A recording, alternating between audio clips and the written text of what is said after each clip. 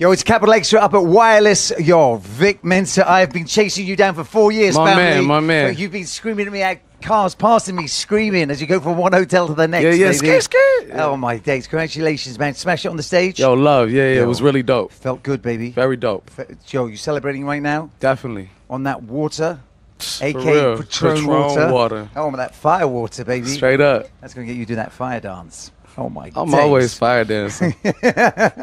Now, we're talking about the freestyle. You're going to come in and shut it down with a legendary. Yeah, that's going to be foolish. Oh, my days.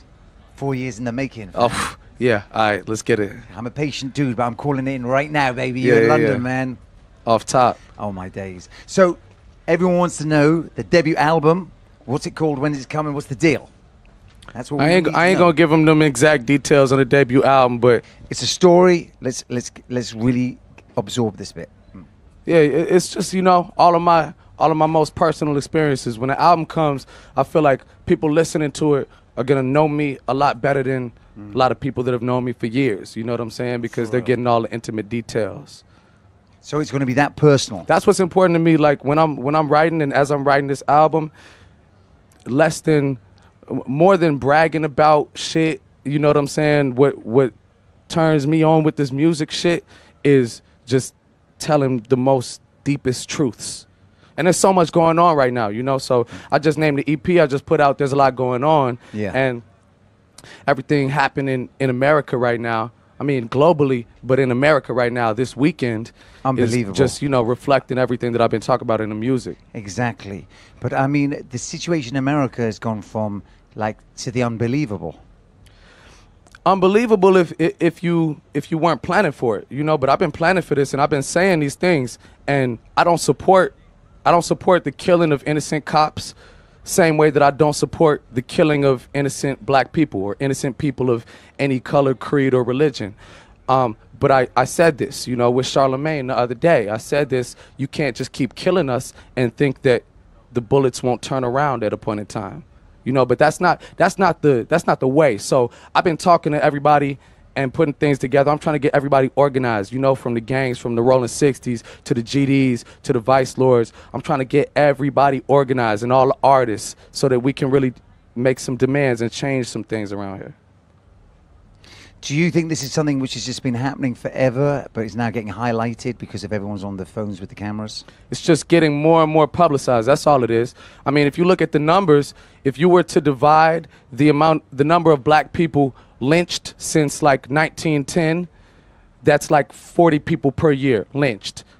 This year, in 2015 alone, over 100 unarmed black people were shot by police. This is modern day lynching.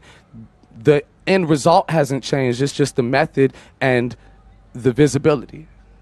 And why do you think it's gone so out of control? And why do you think people have been getting away with it? It's been out of control. That's what I'm saying. It's been out of control since it was Jim Crow laws in place. We got modern day Jim Crow laws in place. And the only thing now is that nothing is past the internet. Nothing gets past the internet. You know, we see it all. So when we saw that video of the woman recording her boyfriend next to her just got shot by the police, I know myself, and I just talked to Miguel, and I've been talking to other people, we ain't been able to sleep over that, you know?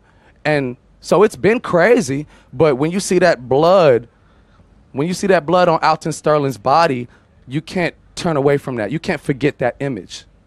The images, they tell the whole story. Pictures worth 1,000 words, and we're seeing way too many pictures of us dying. And heartbreaking beyond belief. And to see the gun still pointing as the, like, no help or... That's why we got to change it, you know what I'm saying? And it comes from, I was in London yesterday, and I bumped into somebody outside the hotel. He told me that 100 people from London were meeting up at, like, the Comedy Cafe or something to have a debate about it. You know, and we had Ghanaians in there, Nigerians in there, Jamaicans in there, South African white people in there. All around the world, we're talking about this, you know? And so at this point, it's just time to really be solution-oriented. Yeah. And what do you think the solutions are? I think the solutions is in legislation. The solutions are in accountability for police officers that extends past organizations put together by the powers that be. We need to elect people that will hold police organizations accountable. So when a police officer shoots a kid, they don't have a job anymore. They don't have a livelihood anymore. Their kids got to figure something out to go to college. And that pension is being paid, needs to be paid straight out of the police officer's pension for the family. That $6 million isn't coming from the city of Cleveland for Tamir Rice. That $6 million is coming out the pocket of that officer that was so fearful and disrespectful to that life, and now he doesn't have a pension. I think it comes down to real answers, you know? Because at the end of the day, I've said a lot of things, you know, violently towards police officers because that's the energy that I've received from police officers my whole life.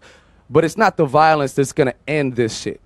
It's got to be understanding. We got to be able to listen to each other and understand. Like in hip hop, people of any color, we all can connect through that. You know what I'm saying? Like you and I can connect because we live, breathe hip hop.